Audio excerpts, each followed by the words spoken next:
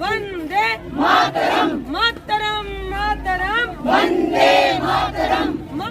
जी देखिए, जब से प्रधानमंत्री नरेंद्र मोदी जी देश का नेतृत्व कर रहे हैं, तब से ही वो हमारी मातृशक्ति, हमारी बहनों को उन्होंने मान सम्मान, उनको शक्तिशाली बनाने के लिए, उनको आत्मनिर्भर बनाने के लिए विभिन्न योजनाओं के माध्यम से और उनके विकास की बात करी है। हम सभी जानते हैं कि नारी शक्ति वंदन अधिनियम की जब बात करते हैं कि ये नई चीज़ तो नहीं है, वुमेन रिजर्वेशन बिल की बात जब करते हैं, परंतु पहले सरकारें बहुत रही और उन्होंने मातृशक्ति को कभी भी ऐसा मान सम्मान नहीं दिया।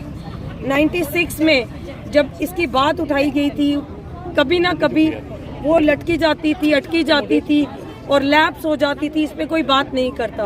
परंतु 2003 में हम लोगों ने देखा नारी शक्ति वंदन बिल जब उन्होंने पारित करा और आज 3 दशक के बाद कल पार्लियामेंट सेशन जो 3 दिन का एक स्पेशल कॉल बुलाकर इसकी चर्चा की जाएगी और प्रधानमंत्री नरेंद्र मोदी जी ने कल लाइव एड्रेस भी करा पूरे भारत देश को और उनके शब्दों से हमें पूर्ण विश्वास है कि ये जो 3 दिन हैं 16, 17, 18 बहुत इम्पोर्टेंट डेट्स हैं, ये हमारी मातृशक्ति को और मजबूत करेगा। पहले तो योजनाओं के माध्यम से हमारी बहनें लाभार्थी बनी, अब वो लाभार्थी से वुमेन लेड डेवलपमेंट की बात करेंगे, फिर हमारी बहनें संसद में नजर आएंगी और वो महिलाओं की आवाज़ बनकर संसद में बैठेंगी।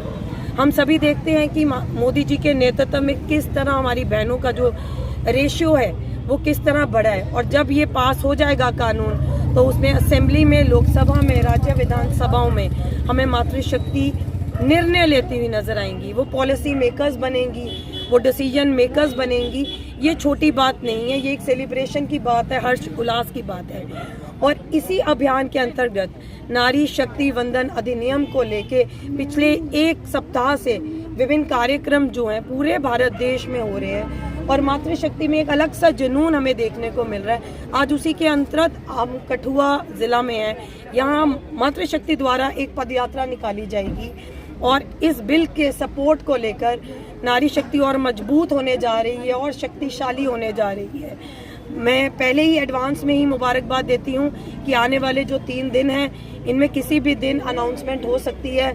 हम सबके लिए बहुत खुशी की बात है कि और हम धन्यवाद करते हैं अपने देश के प्रधानमंत्री जी का, जिन्होंने हमेशा माताओं बहनों के लिए जो है वो सोचा समझा, उनको आत्मनिर्भर बनाने के लिए स्वावलंबी स्वदेशी की वो बात करते हैं और मातृशक्ति का हमेशा योगदान जो है वो रहता है।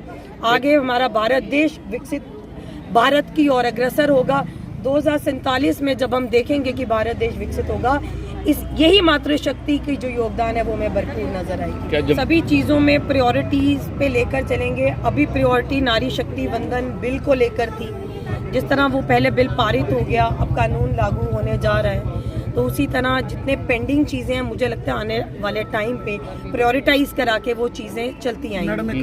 बोलूँगी कि जब से प्रधानमंत्री नरेंद्र मोदी जी, मैंने पहले भी कहा, वो नेतृत्व कर रहे हैं और हमारी BDC, DDC कॉर्पोरेशन इलेक्शंस में भरपूर हमारी मातृशक्ति का जो योगदान है वो हमें देखने को मिला। अब बात 33% जब आरक्षण की है तो उसके हिसाब से जो भी डिलिमिटेशन होगा उसके हिसाब से कैसे सीट्स होंगी, कैसे बाइफरकेट किया जाएगा, तो जो 33% का रिजर्वेशन है वो तो मिलेगा। सवाल वही था ना कि जब लागू होगा उसके बाद अगर नहीं मिलेगा तो प्रश्न होगा।